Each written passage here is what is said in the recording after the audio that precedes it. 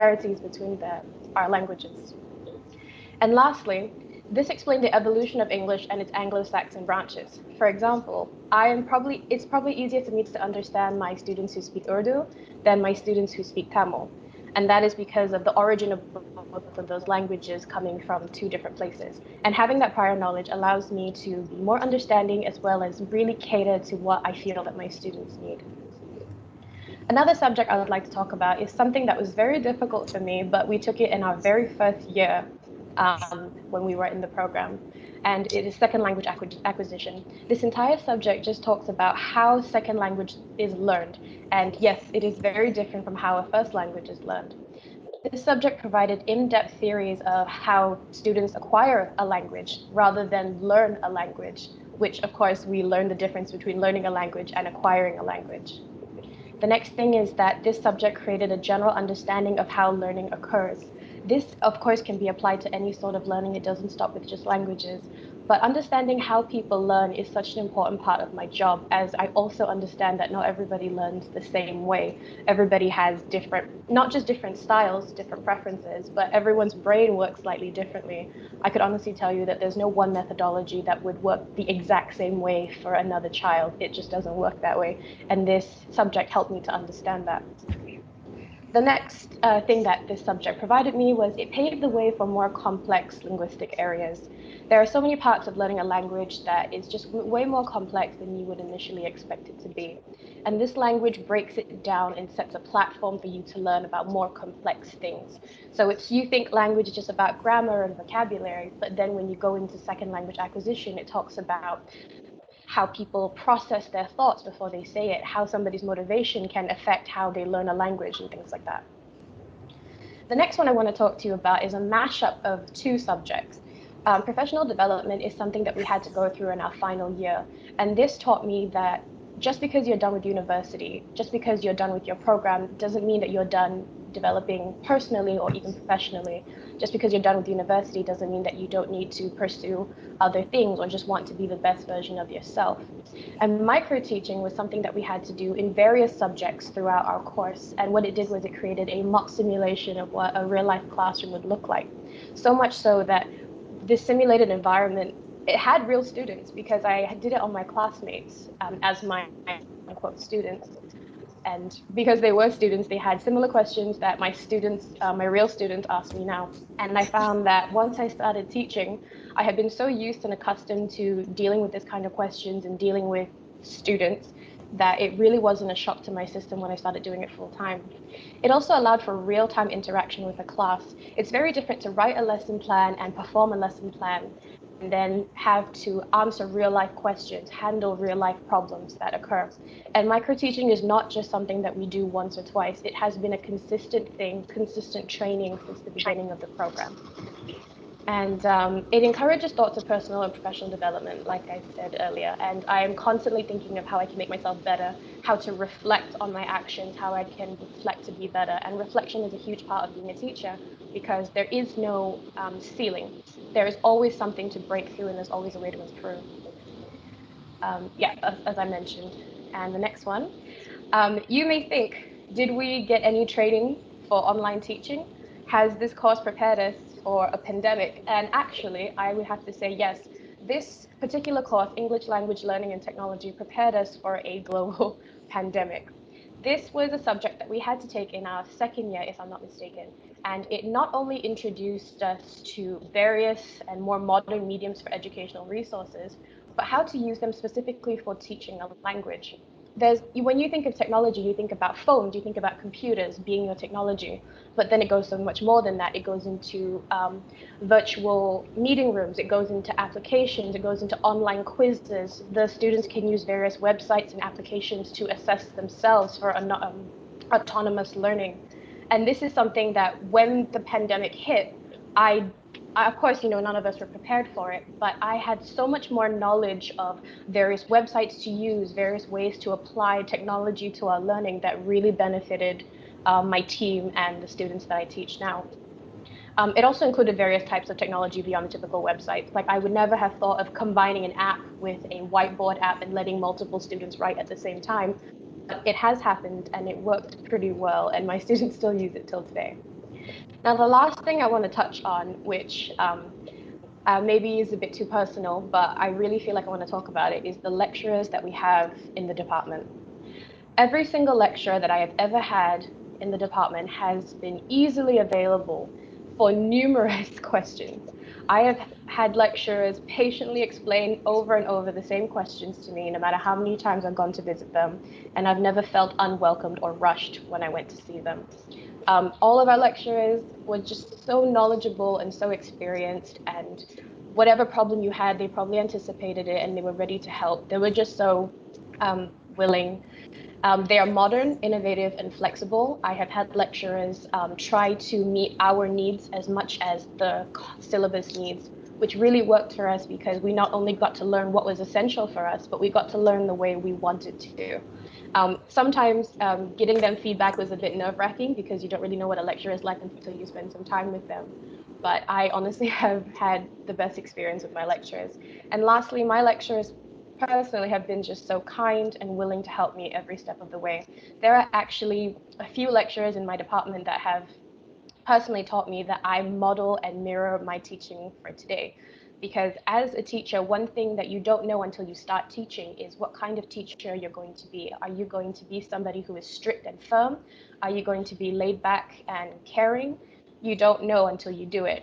But I specifically modeled myself over various teachers because I knew that that method worked for me and I wanted that method for my students and I wanted them to feel as welcomed and as loved as I felt when I was at school there. And that is all from me. Thank you very much for your time. All right. So thank you, Pepper. Thank you.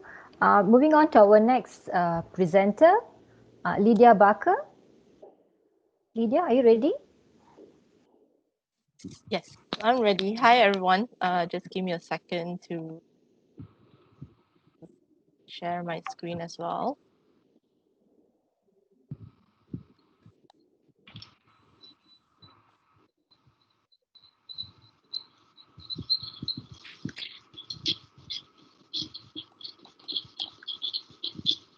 Okay, right. I hope everyone is able to see it. Okay, just a short introduction about myself. Hi, I'm Lydia, and I'm currently teaching at Nobel International School, and also similar to Pepper as well. I am now currently um, graduated as well. Okay, last year, well, this year and this starting of the year. Yeah, and I've started working since January until now, so it's around 5 months, nearing 6 months as well.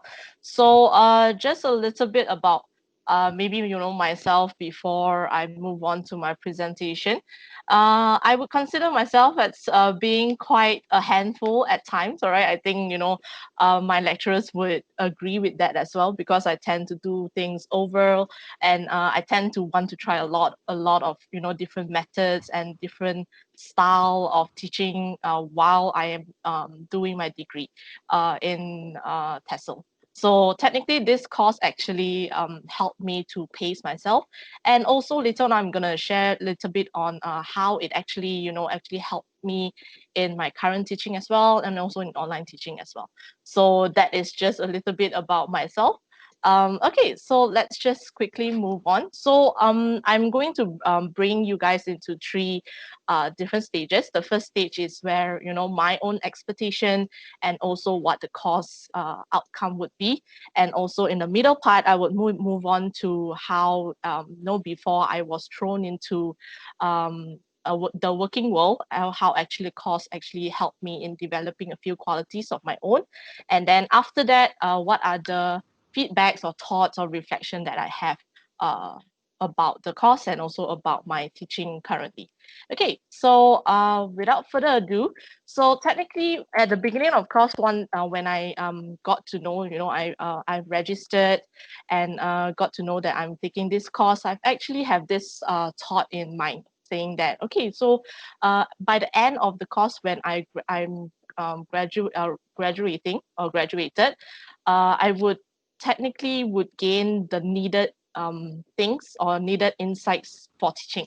All right, so that is just very naive.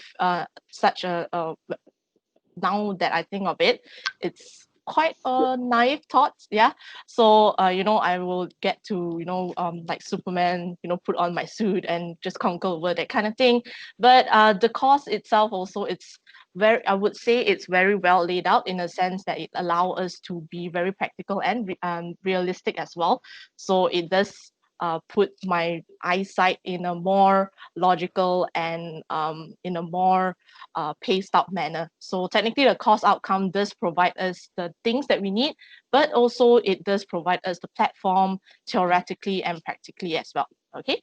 And in the future when I've graduated, okay, so this is a part where I've already taken my hand in my last portfolio to my lecturers, and I'm ready to go and hand in my resume. So that thought actually when I was writing my resume, when I was preparing myself to go out for interviews, I thought wow, there will be tons of employer would actually be willing to accept any an education graduate, okay, and interview will be just a piece of cake.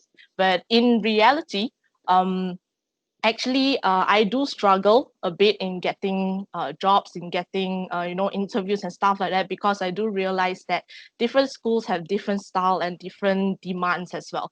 So technically even though a little bit of discouraged, but eventually with the interviews and with the trainings that I had in the course, I was able to get a job at the end. So that is just the reality about it. So those of us that are still in school, that is still studying, don't be discouraged. This is just a reality. This is just something that I would want to personally share to you guys as well.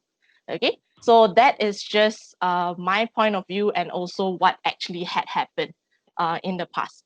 So now it's just a question for all of us as well. It's just something for us to think about. How are we, if we are teaching, how are we feeling, or how what is our experience in teaching online, and also those of us that are learning online, how are we experiencing? Okay, so that is just a question for you guys to think about. Okay, so technically for me, like what Pepper said earlier, actually there are different subject or different things that we have learned in the course in the course itself. Even though it's not technology related, it's actually quite applicable, and it allowed me to expand my horizon a little bit in terms of not only looking at how to teach, but also how to reflect, how to listen, and also how to apply certain things in a moderate manner.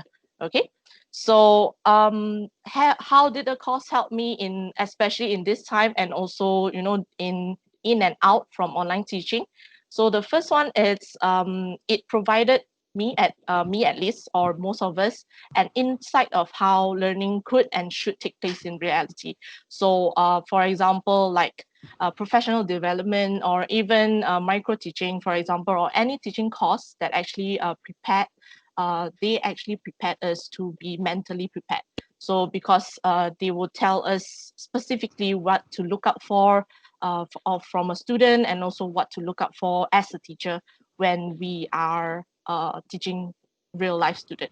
Okay, so that is just a mental preparation, so that we won't be too nervous when we stand in front of a bunch of 18 to 20 or maybe 30 students in front of us. So that's mental preparation. And then next, it's obviously going to be experience-based and also discovery learning.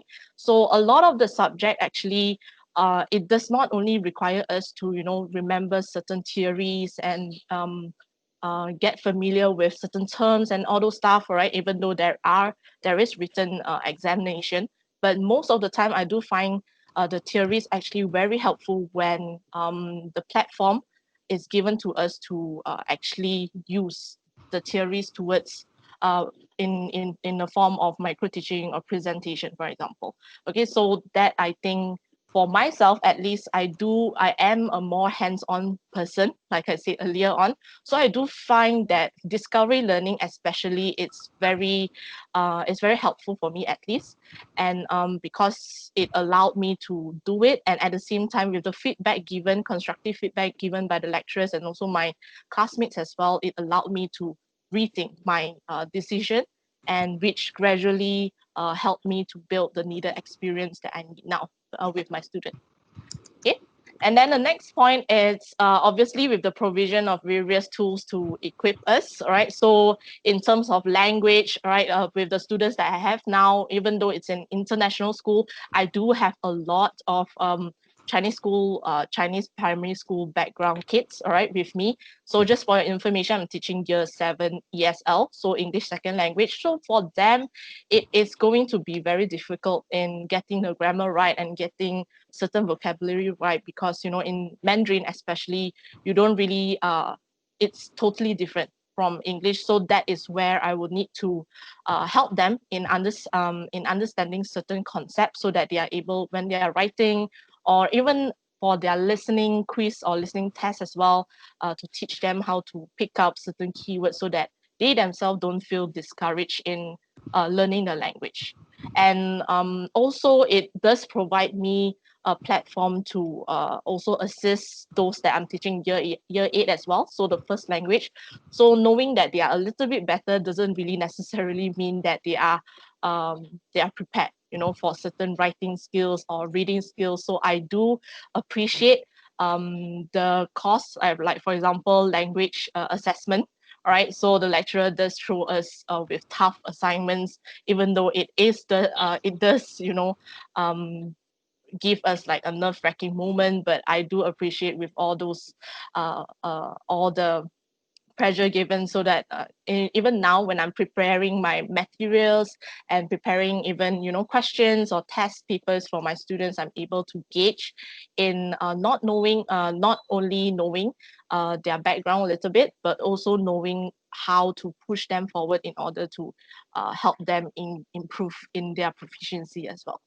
So that is various tools to equip us. And then next is also something that is quite difficult for myself, I would say. It's differentiation. So the main concept of differentiation is because we have a range of students, and each of them, even though they come from the same background, for example, Chinese primary school, they might each of them will still have individual problem. So that for me actually, during micro teaching and also during teaching practicum as well, at the final term that we would need to take on, it does help me to reflect on um, uh, the needed theories and also the learned theories that I have already learned in the course, and be able to interpret it and merge it together, so that each almost all, or not all, but some of it or most of my students are able to feel comfortable in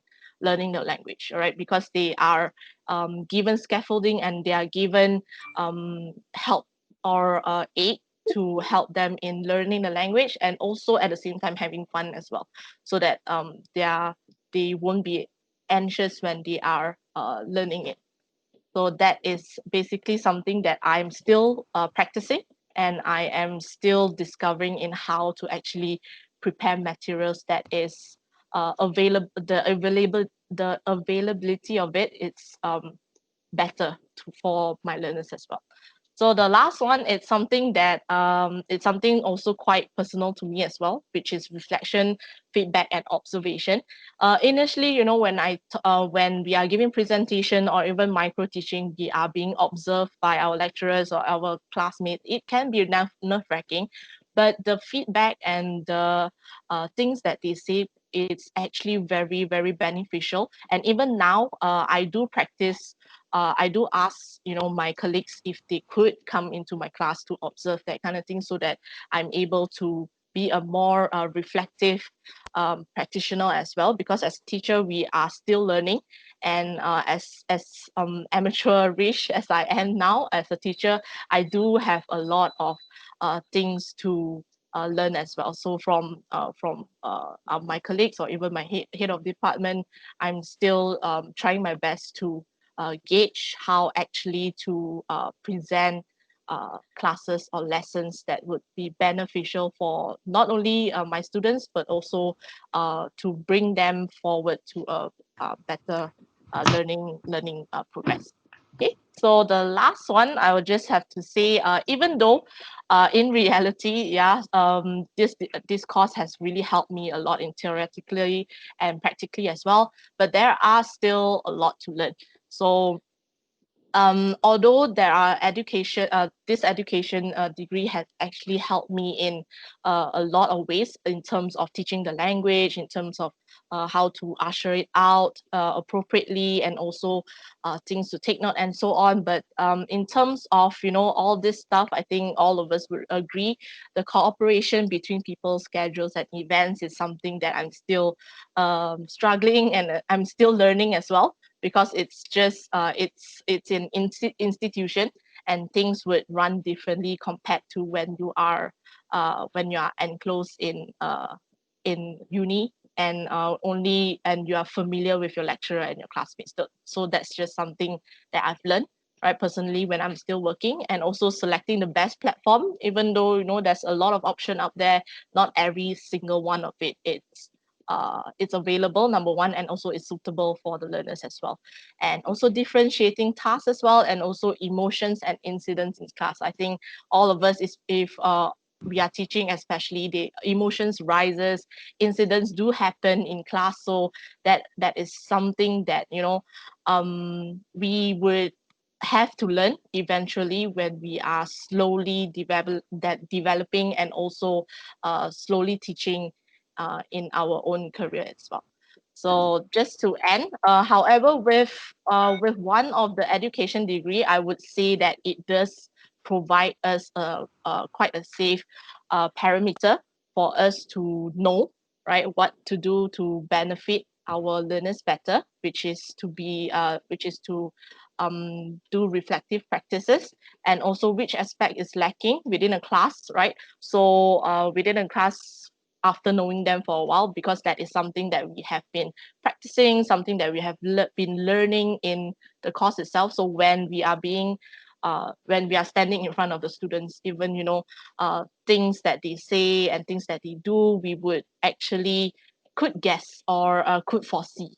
Having that foresight is something very important when you have that education degree. And last but not least is also the benefits of having constructive and constant feedback, not only from your colleagues, but also from the students as well.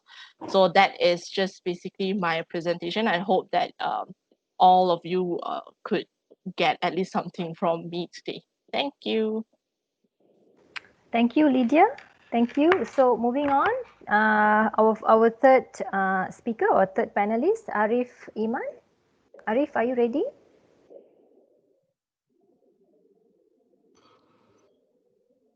All right, thank you.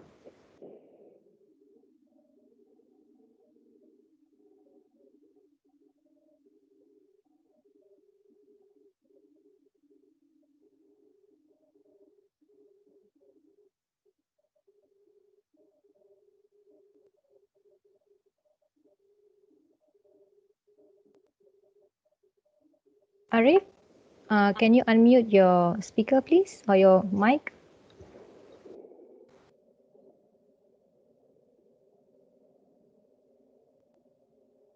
Okay, hi. All right, my name is Arif Iman bin Mahadzir. I'm a third year student from Help University. I'm enrolled for the course of BEd TESOL, or Teaching English as a Second Language. So there are a couple of things I want to talk about today, but I'll run through real quickly. First of all, what is BEd TESOL? BEd TESOL is a Bachelor of Education, specifically for teaching English as a second language. The course in total is 3 years and a semester, including the internship. And I'm currently in my third year, second semester, so hopefully by next year I get to graduate. The life of a TESOL student is basically like every other student, but we have a really tight-knit group of people here, because we have such a close, small community here, and everyone knows each other, from the admins to the lecturers to the students. And by the students, I mean like my seniors know me and know my juniors, and vice versa, which I feel like has helped me a lot in my communication skills, and a lot on trusting others, and understanding others' needs, because that has shaped me as a more maybe interpersonal type of person. So yeah, it's not quite like other departments, I would say, because I could go in to see my lectures anytime I want, and we have such a good relationship, student-teacher relationship. And next is events. Some of the events we do annually would be Language Carnival, Festival of Learning, and some fundraising.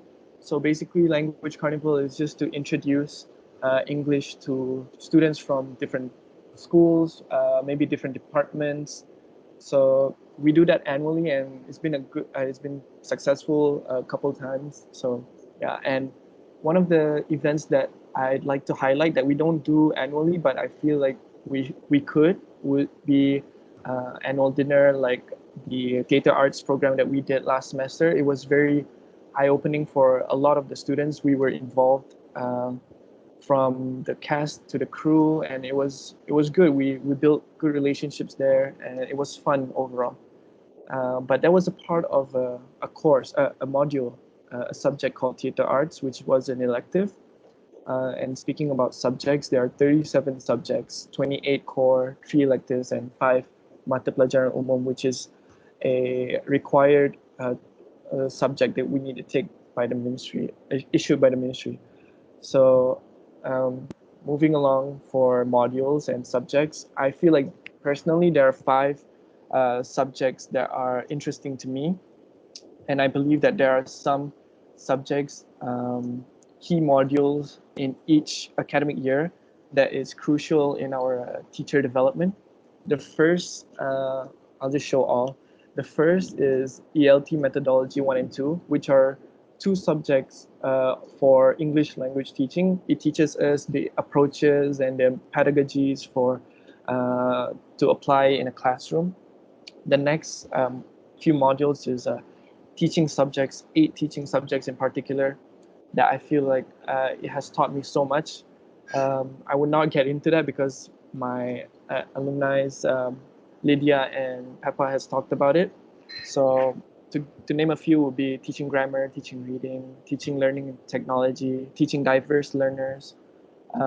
Yeah, the next thing I want to talk about is managing the classroom environment. It showed me that there are a lot of factors that go into creating a more positive environment, and because of that, it could influence how a student behaves or their attitudes to the learning, and how they take that information and how they use it in their output. The next subject I personally feel is the most important, if not one of the most important subjects that I recently took last semester, was professional development. Um, it teaches you about how, as a teacher or as a professional, we have to always develop our skills.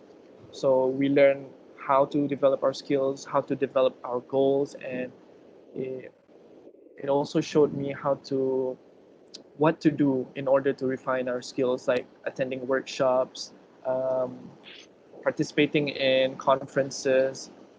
So yeah, the next thing I want to talk about is how these subjects has helped me and how relevant they are in the industry. I feel like I've talked about how they have helped me, and now how relevant they are in the industry.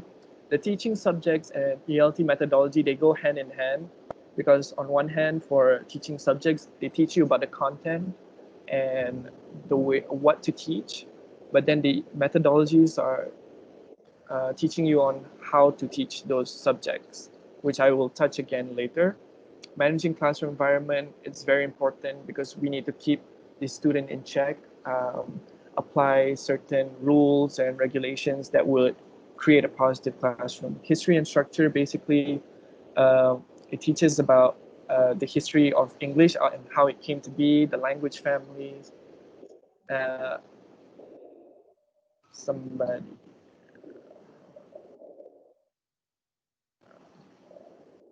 Okay, sorry about that.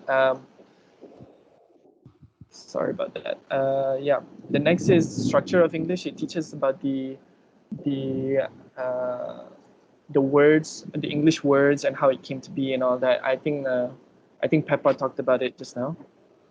Okay, next thing I'll talk about is how this program prepares for my future. Five key things that I think as I've learned throughout this whole course is that there are multiple ways to teach, and it'll always be evolving. Um, these relate to the pedagogies and approaches that I talked about just now. Uh, these things help me in tackling obstacles that I'll see and encounter in the classroom. And for me, I also feel like it would give me um, the right idea or how to identify the best method on how to teach a specific topic. Next is teaching is a lifelong journey. This is close relation to professional development. I'll just reiterate myself. That subject in particular has shown me that I should be more conscious and more prepared for my future. It has also taught me that I should always find new and exciting ways to better myself in teaching and refining my skills as an educator. Um, it has also made me paint a clearer vision on my future and what I want in my future. Uh, I developed my short-term goals and long-term goals thanks to my teachers, my peers, my lecturer for that subject in particular, Dr. Anna. Next is that the mastery of content knowledge is insufficient. Delivery is also important. How you choose to present your content is also vital because this is where all the pedagogies and approaches will be applied. That's why I said that ELT and also the teaching subjects go hand in hand.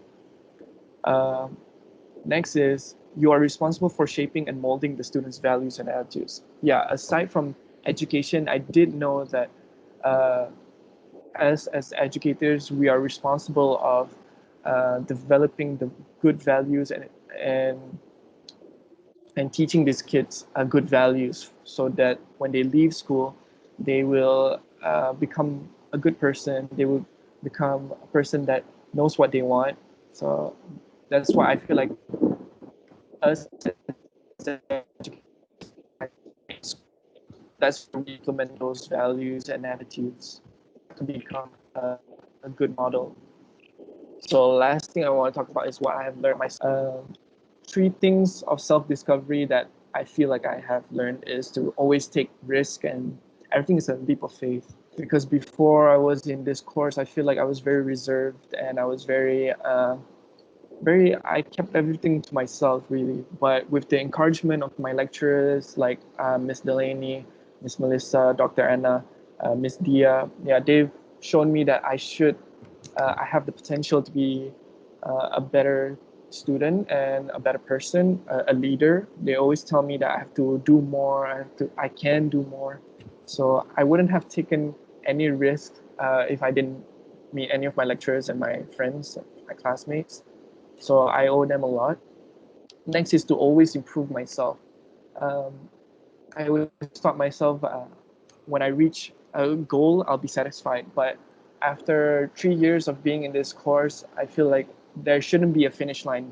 I should always choose to be better and choose to always find ways to challenge myself. And the last thing is I have learned to communicate with different types of people. This is because of my classmates who come from all walks of life, different backgrounds, different cultures, different age, gender, race, religion, all of that. I feel like I learned a lot from my classmates because they're also wise in their own way, and I love to interact with them because they they teach me so much about life.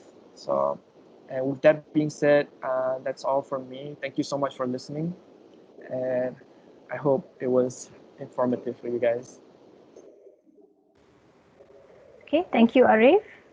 Thank you. Um, now we will have our fourth panelist, Vidaya Dalinti. Hi, Anne. Are you ready? Hi. Yes, I am.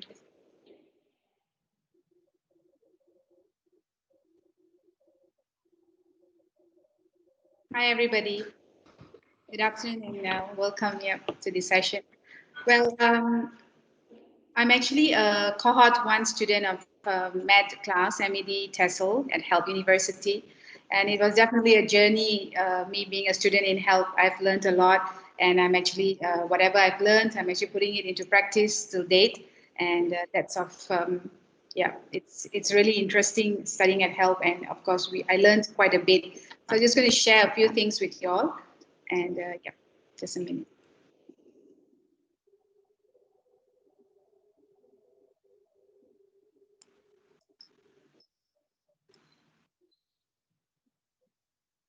Okay, can you all see the slides? And Not yet. okay.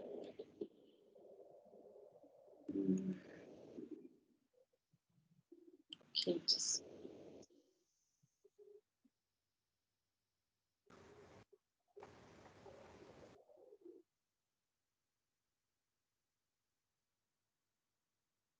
now, Anne, can you?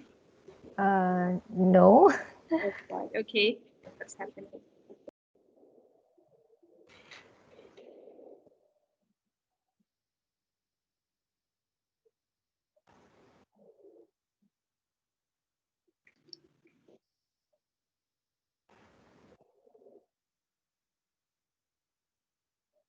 I see it on my screen. Okay, do you see that square box with the arrow Yes. upward? Yeah, you have to click on it. Yeah. When I click on it, then it shows. Yeah, it doesn't show anything, but then it goes down again, and I see you. Oh boy. Okay. Okay. You try again. Try again. Okay, I will. Sometimes it doesn't work.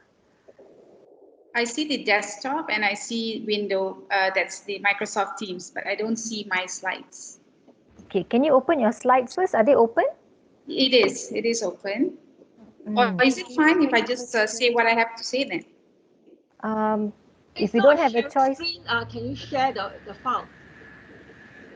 Because you must have chosen desktop, but you need to click the arrow up and then share the file instead of just the screen. Mm. Okay. Arrow up.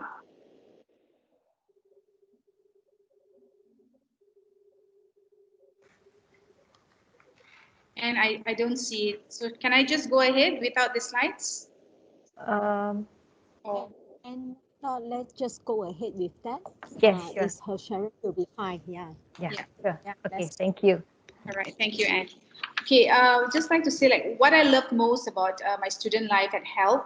Um, I love some of my lecturers. It was so interesting to have all these dynamic lecturers who have different backgrounds, who played a huge role in helping me and molding my personality.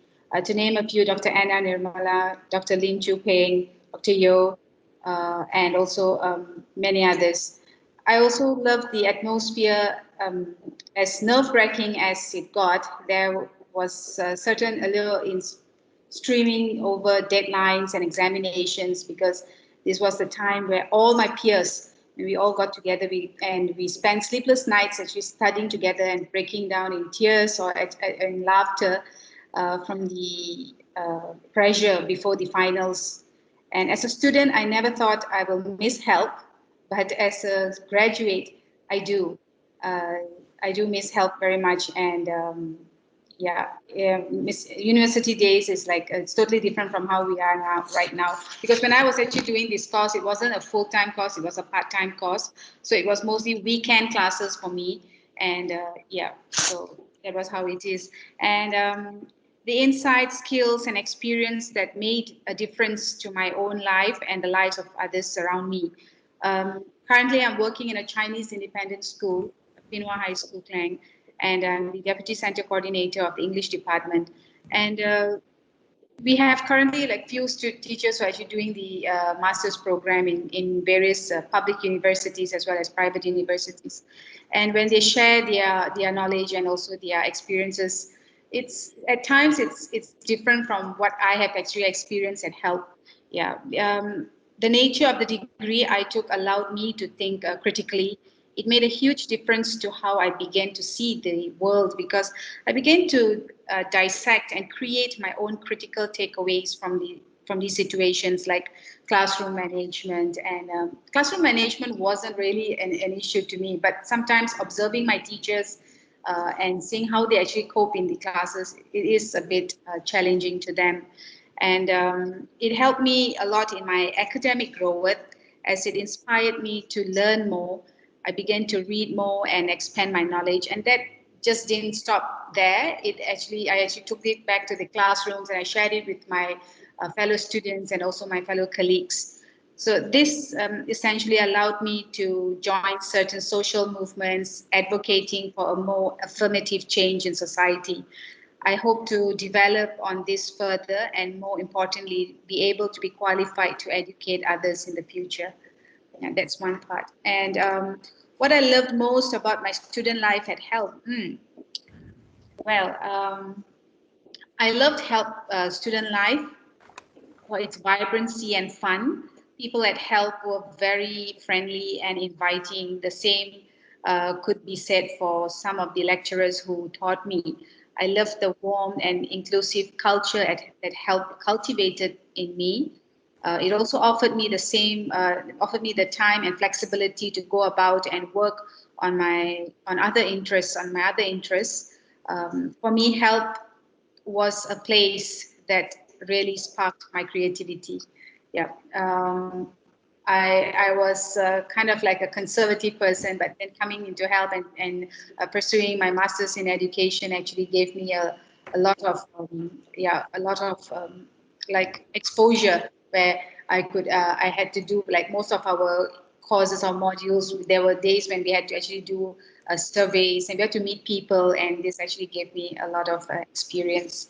While at HELP, I had educational exposure. It has benefited me in numerous ways.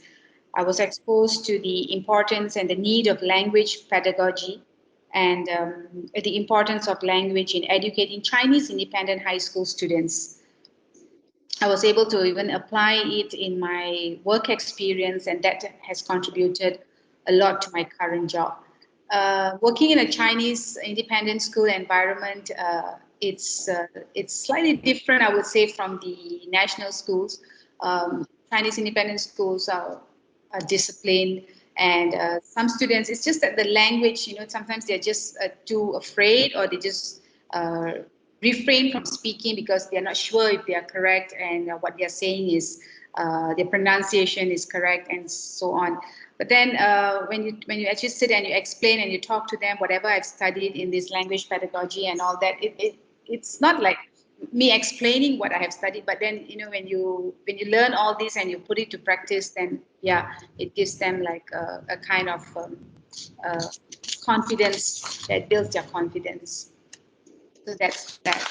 And as a graduate, the experiences I have been talking about has made a difference the way I approach my work and my career. These experiences have been very important in my approach to my career. It has made me more resilient and more driven to go the extra mile. And all thanks to HELP. HELP has also provided me the confidence to communicate effectively and to have sufficient background knowledge. And I need when I need to assist, and it's very essential as it assists me in issuing or propping up with my current work.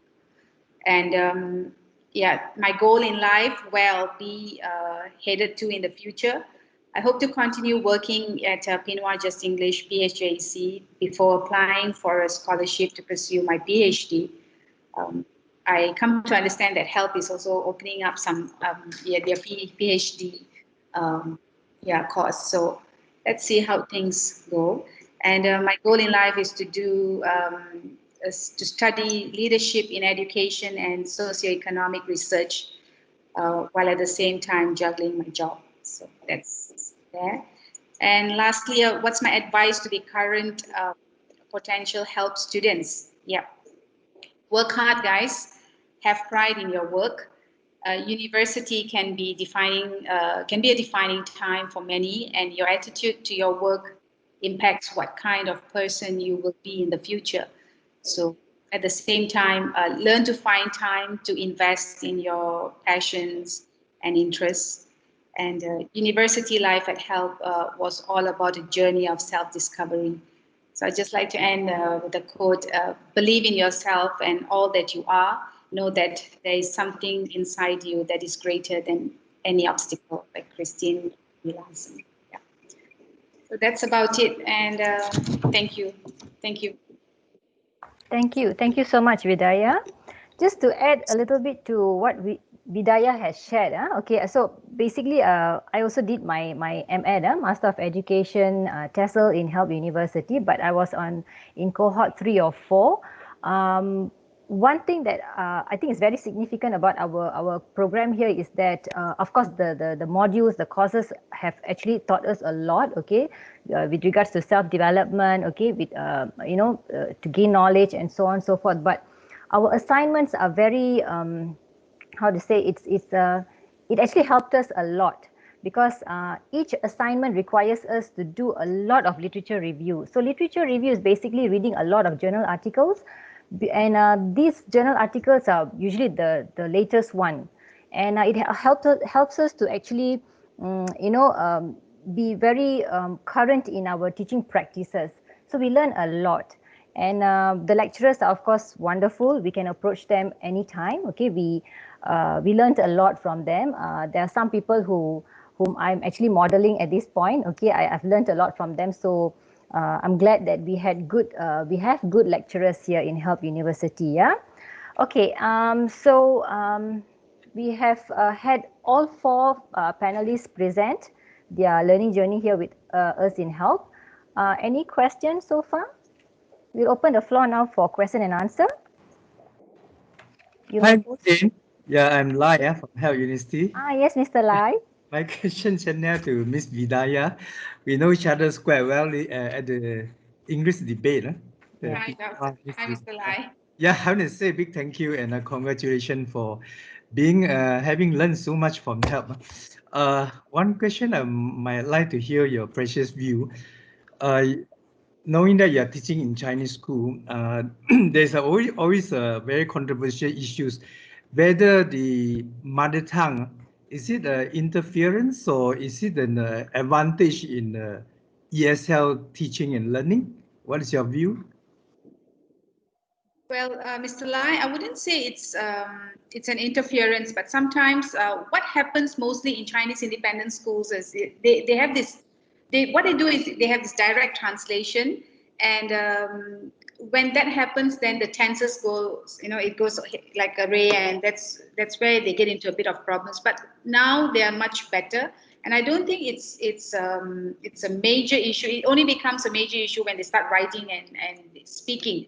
Yeah, because in terms of their understanding and development of like they're writing an essay and they're looking out for ideas, they have that development of ideas there. It's just that when they want to write it in English, then they struggle. There's a struggle there. But other than that, I think, yeah.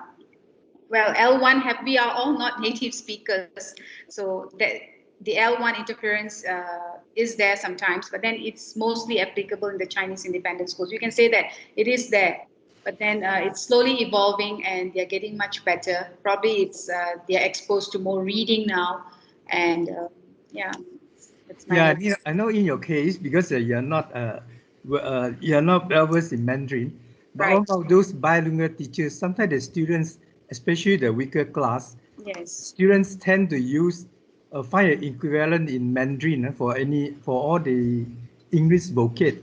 Right. And the tendency is that the English teachers will speak in Mandarin. Mm-hmm. What do you think of this? Whether it could be used? I mean, is it encouraged to use mother tongue to help explain the terms and the meaning of the language? I would say no, Mr. Lai. The best is probably give them other simpler examples. Like if you're actually teaching a vocabulary, you're doing a lexical item with them, and you're introducing some difficult vocabulary. Probably just give them a simpler example, and try not to use L1. Yeah, that's the only way. Because if you're going to encourage, then I don't think the students are going to change, and their perception will be there's always going to be help. And when they're actually left to do their exams, their major exams, or even their school-based exams, then there's going to be a bit of an issue for them. It's best to not get them to actually to explain anything in L1, but to actually give them simpler examples or probably draw something on the board to show them, like, this is what it means. And yeah, that's my explanation. Yeah, I can't agree more with you. But in reality, I think it still happens.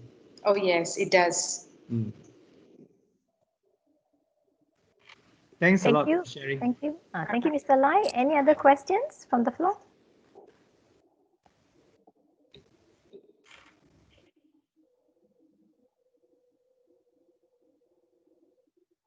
You may post your questions on the conversation box or the chat box.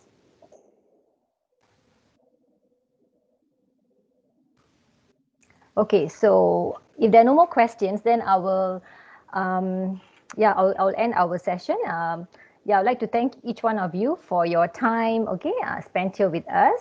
I wish you a blessed day and a great weekend, yeah? So back to you, Sabah. Thank you so much, Thank Miss you. Anne Beatrice, and Thank sorry you. for the wrong introduction just now. No Okay, worries. and to all our panel members, thank you so much as well. We have definitely learned a lot from this session, and hope we have a clearer thought and awareness for how teachers in the future should be. All right.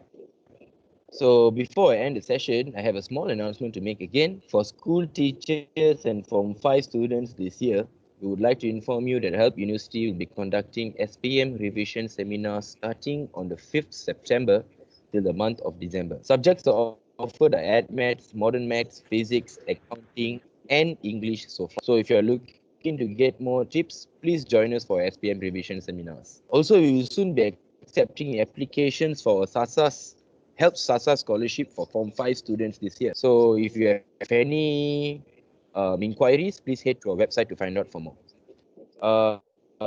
Please be remembered as well that we have a team of marketing counselors available here now in this room to attend to any inquiries for you guys. So please feel free to ask your questions to them right after I'm done with this speech here, right? And with that, I would like to send my gratitude to all attendees. Thank you for joining our session today, and hope it's going to be a fruitful one for all of us. Please sanitize regularly and always practice our social distancing. Health University cares.